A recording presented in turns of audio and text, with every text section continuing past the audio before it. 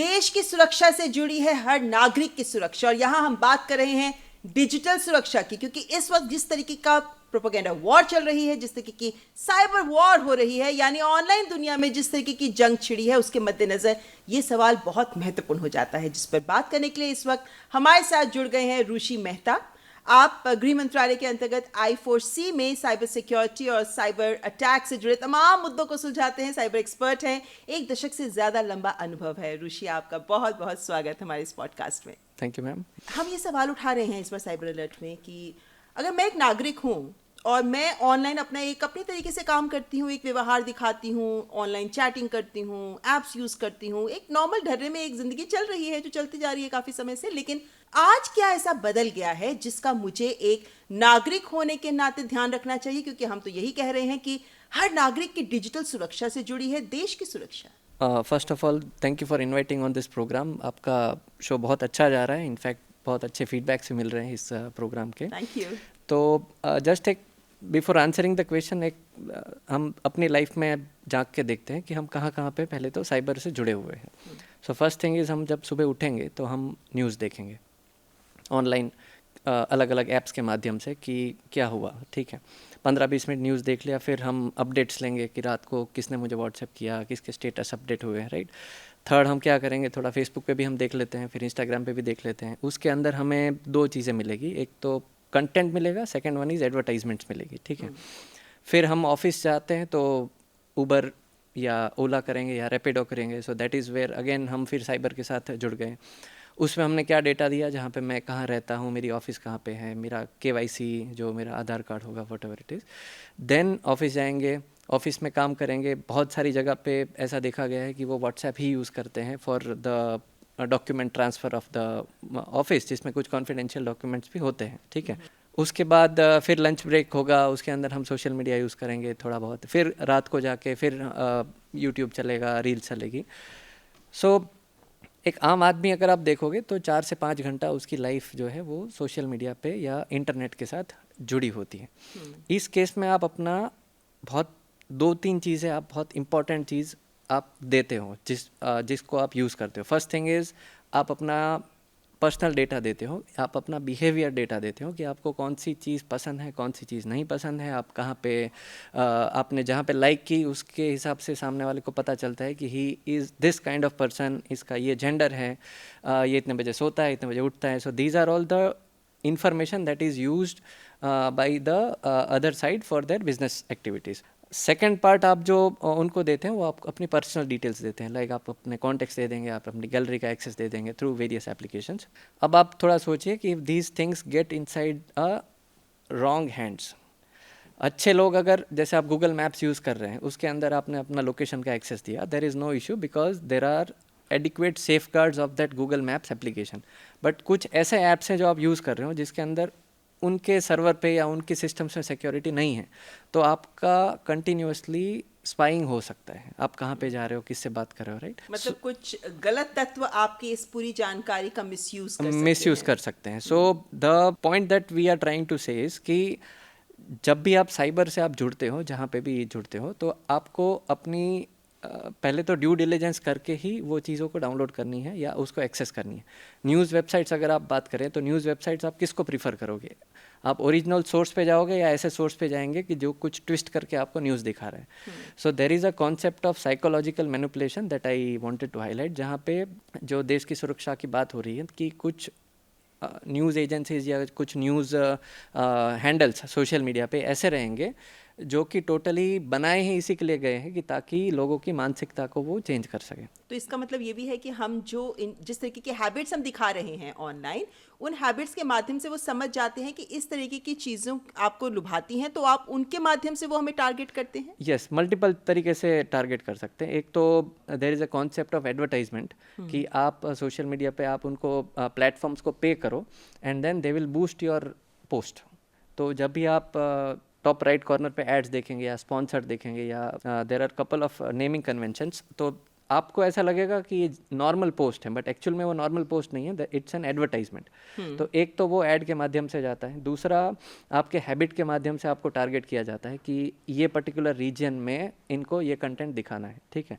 So that is very much important कि आप जो चीज़ कंज्यूम कर रहे हो उसी से आपका थॉट प्रोसेस बनता है। तो ये राष्ट्र विरोधी तत्व कैसे मुझे टारगेट कर सकते हैं, मतलब कहाँ मेरी इन हैबिट्स को मेरे को ध्यान रखना है ताकि ये हमारे देश की सुरक्षा के विरुद्ध ना जाएं?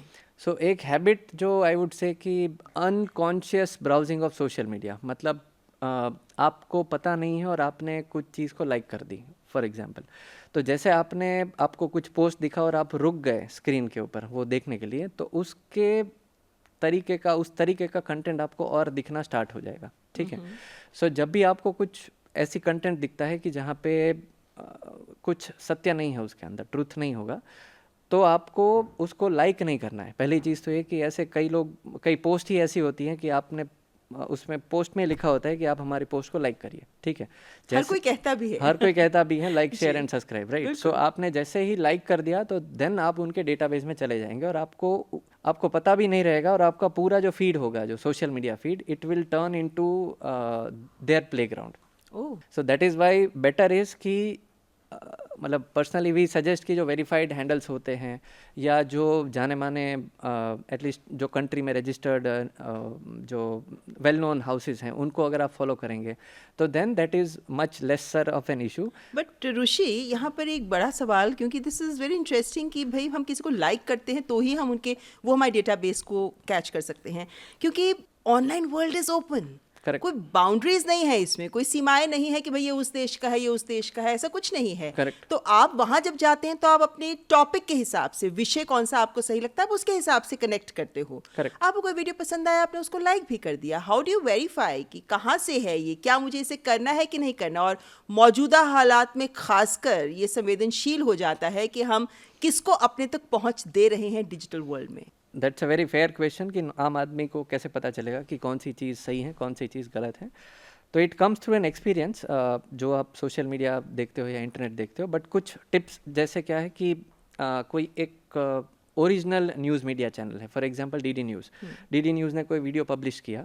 अब क्या होगा कि वो वीडियो को लेके कोई और उसको डाउनलोड करेगा, उसमें से कुछ क्लिप करेगा, and then he will upload that particular video on a social media handle जो कि डीडी न्यूज़ के नाम से नहीं है। तो आप अगर वीडियो देख रहे हैं तो ऊपर डीडी न्यूज़ का लोगो दिख रहा है आपको उसके अंदर, बट जो आप सोशल मीडिया हैंडल का प्रोफाइल का नाम देख रहे हैं तो वो कोई रैंडम नाम होगा या कोई एनोनिमस हैंडल होगा, राइट। जी बिल्कुल। तो सजेशन ये है कि गो विद द सोर्स, कि कौन अपलोड किया है उसको, ठीक है। तो ऐसे ही हैंडल्स को फॉलो करें या ऐसे ही जगह पे आप जाएं जहां से आप ओरिजिनल सोर्स से कंज्यूम कर रहे हो information, rather than the secondary और द थर्ड सोर्सेज जहां पे इन्फॉर्मेशन मॉडिफाई होने के चांसेस हैं। तो वैसे ये तो कॉपीराइट का मामला भी आ जाता है, क्योंकि कॉपीराइट मुझे का याद मामला है भी कि आ हमारे जाएगा। ही चैनल में मेरा एक तेजस्विनी प्रोग्राम बहुत पॉपुलर रहा है। Okay. उसको बहुत लोगों ने उसके क्लिप्स बना बना के अपने यूट्यूब चैनल पे पर्सनली दिया। मेरी ही शक्ल है, हमारे ही चैनल का लोगो नजर आता है, लेकिन कमाई वो लोग कर रहे हैं। Right. So the suggestion would be कि जैसे अगर आपको डीडी न्यूज़ का कंटेंट पसंद आता है तो rather than consuming it from third party handles, आप डायरेक्टली डीडी न्यूज़ का ट्विटर हैंडल या फेसबुक हैंडल फॉलो करो, तो उसमें से जो इन्फॉर्मेशन मिलेगी वो ओरिजिनल सोर्स से आपके पास आ रही है, तो उसमें जो मिस इन्फॉर्मेशन के जो चांसेस हैं या टेम्परिंग के चांसेस हैं वो कम हो जाएंगे। तो रिस्पॉन्सिबल कंज्यूमर होना पड़ेगा सी हाँ, बिकॉज आप अगर फ़ोन यूज़ कर रहे हो तो आपकी रिस्पॉन्सिबिलिटी बनती है, राइट, कि आप क्या कर रहे हो। सो कई बार हम एग्जांपल देते हैं कि लेट्स से आप ड्राइविंग करते हो, ड्राइविंग करने से पहले आप टेस्ट देते हैं, उसके बाद आपको लाइसेंस आता है, आपको पता है कि कहाँ पे रुकना है, कौन सी लाइट होती है, उधर रुकना है, बम्प में क्या करना है, ब्रेक करनी है, whatever, all the rules are there. Similarly social media आप अगर यूज़ करते हो या फ़ोन यूज़ करते हो, कुछ डूज एंड डोंट्स होते हैं कि जो आपको करना होता है। इंटरनेट यूज़ करते हो, इट्स वेरी यूज़फुल, बट अगर आप उसको सेफली यूज़ करें तो it is very useful, right. तो वो डूज एंड डोंट्स आपको ध्यान रखने पड़ेंगे before entering inside the world of the cyberspace. Second one is, if you tell about cyberspace, kids safety is also very important, कि phone दे देते हैं अक्सर पेरेंट्स, उनका कोई मॉनिटरिंग नहीं होता है उसके ऊपर कि वो क्या कर रहे हैं। एडल्ट मोड खोल के पेरेंट्स दे देते हैं, यूट्यूब किड्स नहीं देते हैं, मतलब फॉर द स्मॉलर। ये पता भी होना चाहिए कि यूट्यूब किड्स है बच्चों के लिए। हाँ, पता भी नहीं होता है कि क्या होता है। तो दीज आर द थिंग्स कि पहले आप कुछ यूज़ कर रहे हैं तो पहले देखिए कि व्हाट कैन गो रॉन्ग, फिर आप यूज़ करवाइए। सो दैट इज़ द। लेकिन हम अब देश की सुरक्षा के मामले पर आते हैं। आजकल हम जो बात करें कि फेक नैरेटिव्स आ रहे हैं, इन फेक नैरेटिव से हमको लड़ना होगा। झूठी खबरों से हमको लड़ना होगा। करेक्ट। एक देशवासी होने के नाते अगर मैं आपसे ये जानना चाहूँ कि मैं इनसे कैसे लड़ूं? सो लड़ने में there are couple of ways. एक तो ये है कि हम पहले तो कंज्यूम ही नहीं करें एक चीज़। सो जैसे हमने डिस्कस कर लिया कि अगर आपको नैरेटिव्स चाहिए तो go with the original source, go with the direct verified handles of the news channels या government official channels, because Bharat सरकार के जितने भी कम्युनिकेशंस हैं, जैसे for example there was this strike operation Sindoor का press release, official press release PIB के ऊपर पब्लिश हुआ था। तो that is the source from where the entire world got to know about कि ऐसी कुछ चीज़ हुई थी। और आर्मी ने भी अपने पोस्ट पर, एक्स पर, उन्होंने भी अपना पोस्ट Correct. डाला था। तो कि एक्स में ऑपरेशन सिंदूर आर्मी हुआ। का जो ऑफिशियल हैंडल है, आप उसको अगर फॉलो करेंगे तो you that is the place from where you can get the actual news, और आपके पास मिस इन्फॉर्मेशन आने के चांसेस कम हो जाएंगे। ठीक है, तो पहले तो आप ओरिजिनल सोर्सेज को पकड़िए। सेकेंड वन इज़ कि एज अ रिस्पॉन्सिबल सिटीजन अगर आपको कुछ चीज़ ऐसी दिखती है नेट के ऊपर तो आप क्या कर सकते हो। तो PIB for example they provide a facility कि आप उसको व्हाट्सएप के ज़रिए या टेलीग्राम के ज़रिए आप रिपोर्ट कर सकते हो कि ऐसी कुछ चीज़ चल रही है जो कि फेक नैरेटिव्स है। ठीक है, आप उनको रिपोर्ट कर सकते हो और उनकी टीम बहुत अच्छी है, they will immediately verify it और पीआईबी फैक्ट चेक के ऊपर वो पब्लिश कर देंगे कि ये सही कंटेंट नहीं है या ये मॉडिफाइड कंटेंट है। ठीक है, थर्ड थिंग इज़ अगर आपको ऐसी कुछ चीज़ दिखती है तो please don't share that thing to someone, because इनके एल्गोरिदम्स ऐसे चलते हैं कि अगर आपने शेयर किया तो एल्गोरिदम्स को ऐसा लगेगा कि आपको पसंद आया। जनरली लोग शेयर क्यों करते हैं? आपको पसंद आया, चाहते हो और लोग जाने। यस, तो या तो लाइक करेंगे, या तो लाइक का तो एज आई सेड नहीं करना है। सेकंड वन इज ऐसा अगर आपने शेयर किया कि भाई तू देख ले ऐसे, देन अगेन वो आपको टारगेट ज़्यादा करते रहेंगे, right. So that should be avoided if such kind of thing is there. Link copy करके आप रिपोर्ट कर दीजिए। Multiple government portals are available, तो उसमें फिर government agencies can look into that and take action over. जब ये operation सिंदूर हुआ उसके बाद दोपहर को मुझे किसी का कॉल आया जिसमें वो कह रहे हैं कि बहुत सारी बातें सुनने को मिल रही हैं, हमारे रफ़ेल गिरा दिया है, रफ़ेल जेट को गिरा दिया है, और चैनल्स क्या क्या, यूट्यूबर्स क्या क्या बता रहे हैं, इन्फ्लुएंसर्स तो कुछ कुछ बातें बता रहे हैं। खबर क्या है ममता जी, जरा हमें बताइए सच्चाई क्या है। तो मैंने कहा डीडी न्यूज़ देखिए। लेकिन ये तो चलो मुझसे किसी ने पूछा, लेकिन ये चीज़ बहुत एक बड़ा सवाल है। क्योंकि हर, आप सोचिए ना, गांव दूर दराज कस्बों में लोग बैठे हैं, हर एक के हाथ में मोबाइल है, वो देखते जा रहे हैं, उनको नहीं पता वेरीफाई कहाँ से करना है, कौन सही है कौन गलत है। It's kind of a jungle out there. तो मौजूदा हालात में आई वुड सजेस्ट कि जैसे आपने बताया कि सच क्या है, वो करने के लिए जो भी एजेंसीज ये ऑपरेशंस में इन्वॉल्व होती है, for example ministry of defence होगा, मिनिस्ट्री ऑफ होम अफेयर्स होगा, प्रेस इंफॉर्मेशन ब्यूरो होगा, आर्मी, नेवी, एयरफोर्स, सबके ऑफिशियल हैंडल्स अवेलेबल है सब सोशल मीडिया पे। तो आई वुड रिक्वेस्ट कि इनके ऑफिशियल हैंडल्स को फॉलो करके रख दीजिए। कुछ भी नया डेवलपमेंट होता है तो that is the best place where in you can get the actual information. And of course DD news तो है ही, तो उसमें से भी आप चेक कर सकते हैं। But this would be, I would suggest कि जहाँ से मेन जिनको पता है वो they are telling out, so उन्हीं को आप फॉलो करेंगे तो then the misinformation can be avoided on that front. Alright, जब हम ये बात करते हैं साइबर वॉर, तो ये अलग अलग तरीके पे स्तर पर लड़ी जाती है। बहुत बड़े स्तर पर वो हमारे, जैसे हम जानते हैं कि हमारे आर्मी इंस्टीट्यूशंस पर, आर्मी पब्लिक स्कूल्स पर, सब पर अटैक हो रहा है।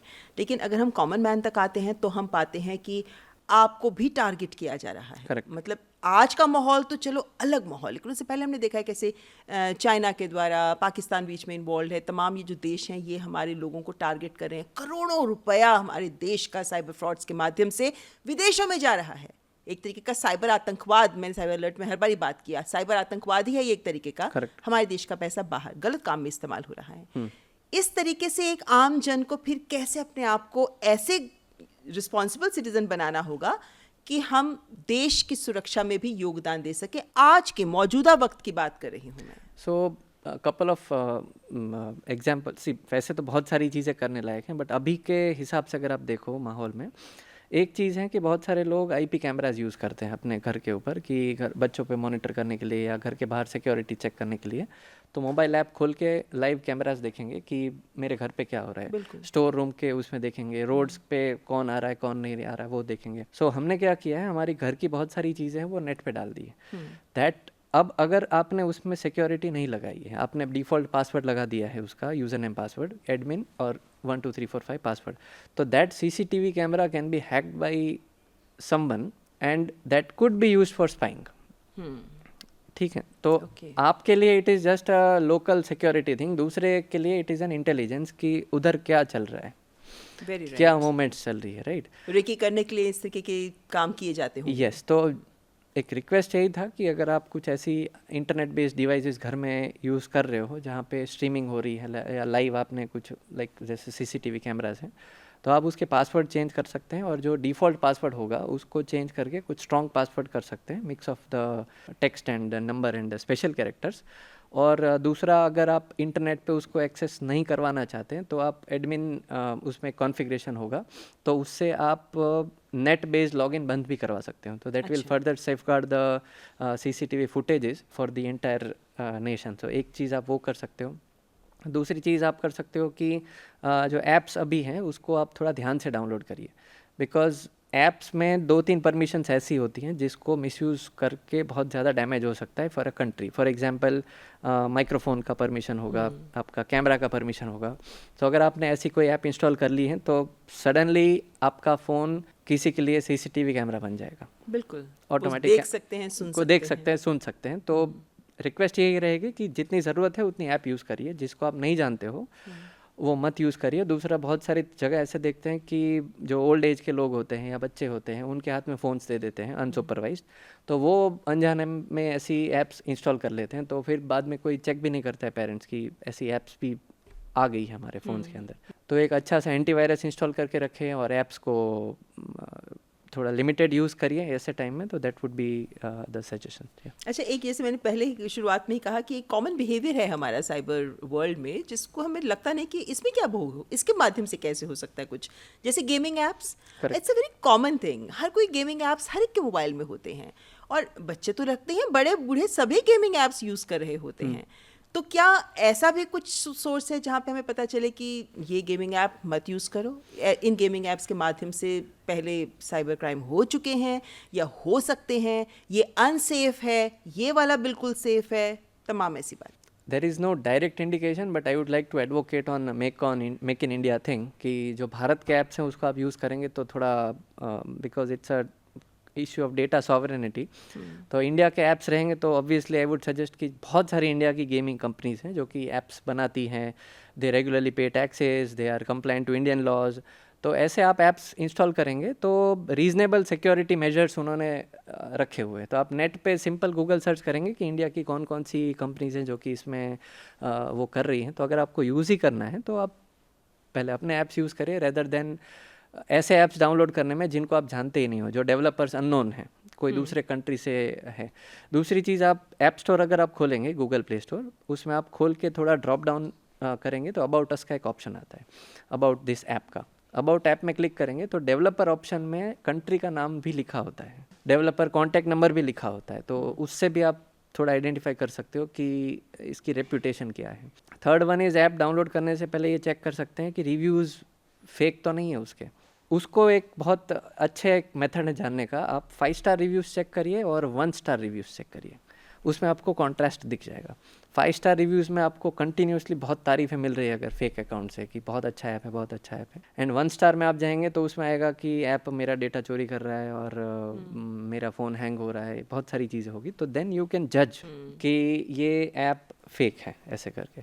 Y app, I am focusing on app because app ऐसी चीज़ है जिसको हम जीते हैं, रोज़ 4 से 5 घंटा हम ऐप के साथ ही बिताते हैं डेली, कोई ना कोई ऐप कोई ना यूज़ कोई कर ऐप रहे होगा, हैं। राइट? उसमें जैसे किड्स का आपने बताया तो गेमिंग ऐप्स हो गया, तो this is a general mantra for all कि आप 2-3 चीज़ें चेक करिए and then you can use the apps safely. अच्छा, आज के दौर में जैसे हम देख रहे हैं कि इतने इंस्टीट्यूशंस पे साइबर अटैक्स होने के, ऐसा नहीं कि भारत में ही हो रहे हैं, अगर हम पिछले इतने 10-15 सालों पे देखते हैं कि वर्ल्ड ओवर बड़े बड़ी इंस्टीट्यूशंस हैं, यूटिलिटी वाली, आम, चाहे हम इलेक्ट्रिसिटी की बात करें, डैम्स की बात करें, तमाम ऐसी चीज़ें खबरों में आती रहती हैं। अमेरिका में इतना डेटा स्टील कर लिया गया, चुरा लिया गया, दूसरे देशों में इतना इतना कुछ हो गया, क्रिटिकल इंफ्रास्ट्रक्चर टारगेट पर रहता है। हम एक आम जन होने के नाते कहाँ तक रिस्पॉन्सिबिलिटी अपने बिहेवियर के थ्रू दिखा सकते हैं कि ऐसे टाइम पर जब बहुत संवेदनशील है पूरा माहौल, हमारे क्रिटिकल इंफ्रास्ट्रक्चर्स की सेफ्टी में क्या हमारा एक कॉमन सिटीजन होने के नाते भी कोई रोल होता है? सो 100% रोल होता है और ये रोल ज़्यादा तब होगा जब आप कोई बिजनेस रन कर रहे हो या जब आप कोई ऐसी जगह पे काम कर रहे हो जो कि बहुत क्रिटिकल है डिफेंस एस्टेब्लिशमेंट्स के लिए, या आम जनता जहाँ पे ज़्यादा आती है, लेट्स से हॉस्पिटल्स में या डिफेंस मैन्युफैक्चरिंग कंपनीज में। तो एक चीज़ जो मिनिस्ट्री ऑफ होम अफेयर्स ने, गृह मंत्रालय ने अच्छी की है कि हम एक पॉलिसी रिलीज़ की गई है which is called as national information security policy guidelines, NISPG guidelines हम बोलते हैं। उसमें सब क्लियर कट लिखा हुआ है कि आप अगर IT इंफ्रास्ट्रक्चर यूज़ कर रहे हो तो क्या क्या चीज़ आपको करनी है और कैसे करनी है, पूरा डिटेल्ड गाइड अवेलेबल है उसके अंदर। फॉर एग्जांपल, अगर आप एक हॉस्पिटल चला रहे हो और हॉस्पिटल चलाने में कौन सा सॉफ्टवेयर होता है हॉस्पिटल में, कि आप जब पेशेंट आता है आपके पास तो पेशेंट रजिस्ट्रेशन के लिए एक सॉफ्टवेयर होता है जहाँ पे काउंटर पे कोई एंट्री करेगा, नाम, डेट ऑफ बर्थ वगैरह। तो आपने पहले तो पेशेंट की डिटेल ले ली, वो आपके डेटा में सेव रहेगा और वो सॉफ्टवेयर है वो एक सर्वर पे चलता होगा, राइट। अब क्या होगा कि this data can be misused by some organisations during these times अगर आपने सेफ गार्ड नहीं किया। तो सेफ्टी कैसे करनी है, तो गाइडलाइंस ऐसी बोलती हैं कि आपको ओरिजिनल सॉफ्टवेयर यूज़ करना है। फॉर एग्जांपल, तो आपने जो सॉफ्टवेयर यूज़ कर रहे हो आप जो हॉस्पिटल के अंदर, अगर उसको आपने पेड सॉफ्टवेयर यूज़ किया है, अपडेटेड रखा हुआ है, एंटीवायरस डाला हुआ है, तो then you are safeguarding your entire hospital.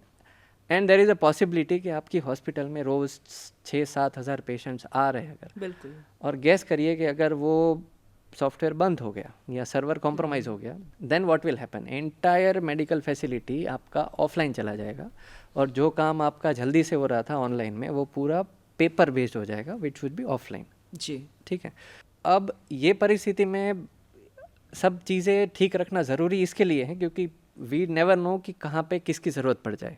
ठीक है, तो दैट इज़ वाई रिस्पॉन्सिबिलिटी हमारी ये रहती है कि हम हमारे जो IT इंफ्रास्ट्रक्चर हमारे उसमें ऑर्गेनाइजेशन में जो हम यूज़ कर रहे हैं उसको एटलीस्ट बेसिक सिक्योरिटी तो हम रख के रखें। बेसिक में क्या क्या चीज़ आएगा, एक तो आएगा कि आप लाइसेंस ऑपरेटिंग सिस्टम यूज़ करो, सेकंड वन इज़ उसको अपडेट करते रहो, थर्ड वन इज़ आप जो ज़रूरत नहीं है वो सॉफ्टवेयर यूज़ मत करो, पायरेटेड सॉफ्टवेयर इंस्टॉल मत करो, एंड लास्ट वन इज़ एक अच्छा सा एंटीवायरस आप यूज़ करिए जो, और अपडेट करते रहिए एंटीवायरस को, और ज़रूरत नहीं है तो USBs और वो इंस्टॉल यूज़ नहीं करनी है ताकि कोई बाहर से कोई अटैक नहीं कर सके आपके पास।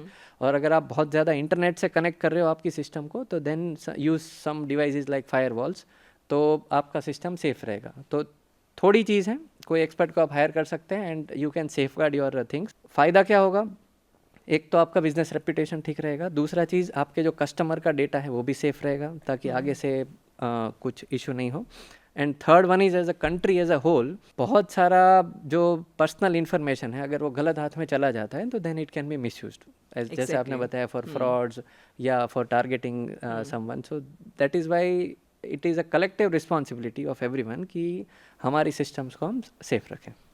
वैसे अगर मैं देखूं तो जब पिछला करगिल वॉर हुआ था वो एक दौर था, अलग था। आज जो टेंशन्स हैं उसके बीच में आज का दौर बिल्कुल अलग है। मतलब तब वो डिजिटल वर्ल्ड नहीं था, करेक्ट, आज पूरी तरह से डिजिटल वर्ल्ड हो गया है। तो चैलेंजेस उसी हिसाब से बहुत ज़्यादा हो गए हैं, है ना। आपको जैसे 10 साल से ज़्यादा का आपको एक्सपीरियंस रहा है, प्राइवेट में भी आप रहे हैं, आप मिनिस्ट्री ऑफ होम अफेयर्स के साथ, आप गृह मंत्रालय के साथ काम कर रहे हैं।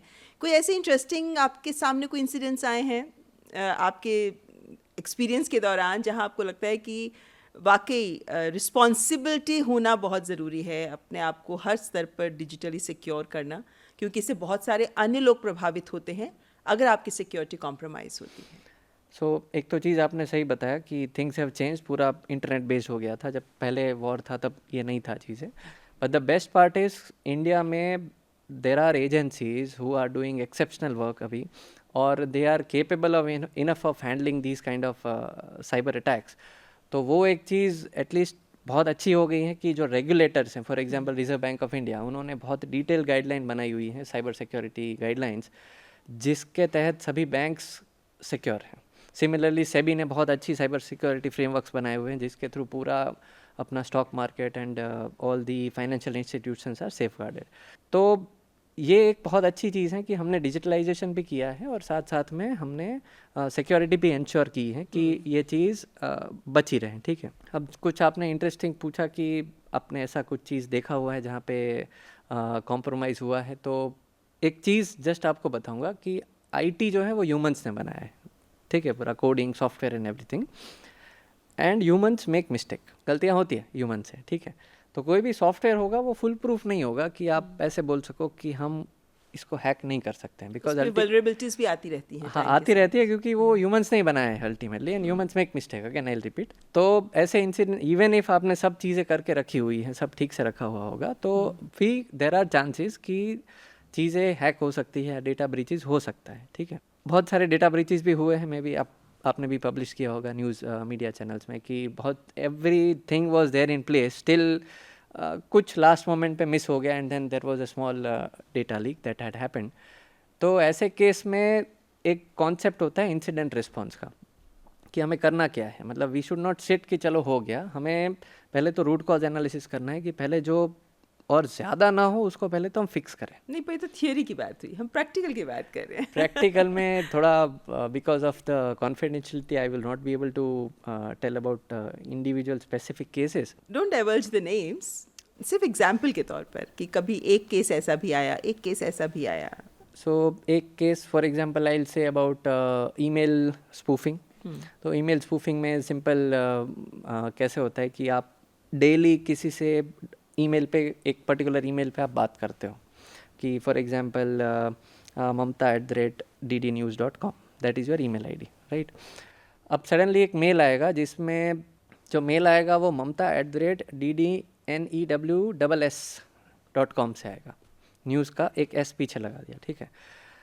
अब जो ह्यूमन बीइंग है, जो बैठा हुआ है, जो ईमेल ऑपरेट कर रहा है, he will not be able to जज कि ये मेल जेन्युइन बंदे ने भेजा है कि उसमें भेजा है, क्योंकि उसके लिए it has become a unconscious activity. वो डेली का काम है उसको कि इधर से मेल आएगा, उसमें एक माइक्रोसॉफ्ट वर्ड की फाइल होगी या कोई भी अटैचमेंट होगा, और मुझे खोलना है उसको, डाउनलोड करके आगे किसी को शेयर करना है या प्रिंट निकालनी है, ठीक है। Very simple task. One fine day it happened कि देयर वाज सम मेल जिसके अंदर एक अटैचमेंट था, एंड जो मैंने पहले बताया कि जो गाइडलाइंस है कि जिसमें एंटीवायरस यूज़ करना चाहिए वो बताया हुआ है पूरा, वो नहीं फॉलो हो रही थी। तो उन्होंने अटैचमेंट खोला, वो अटैचमेंट खोला तो then the system got compromise, there was a ransomware attack because of it. Ransomware attack में क्या होता है कि आपके जितने भी फाइल्स, फोल्डर्स, डॉक्यूमेंट्स पूरा लॉक हो जाता है, एंड आपसे वो पैसे मांगता है कि आपको अगर अनलॉक करना है आपके डॉक्यूमेंट्स को, आपके फोटोज़ को, आपके वीडियोज़ को, you pay me some amount of bitcoins, crypto currency में रैंसम दो, तो हम अनलॉक करेंगे, बाकी नहीं करेंगे। तो दैट इज़ हाउ कि ईमेल कॉम्प्रोमाइज़ के थ्रू, आई मीन ईमेल कॉम्प्रोमाइज़ भी नहीं था technically, it was human out of habit. आपने खाली नेम और स्ट्रक्चर चेक कर लिया, खाली एक्स्ट्रा एस नहीं देखा आपने जो, और डाउनलोड कर लिया, and entire organisation was compromise.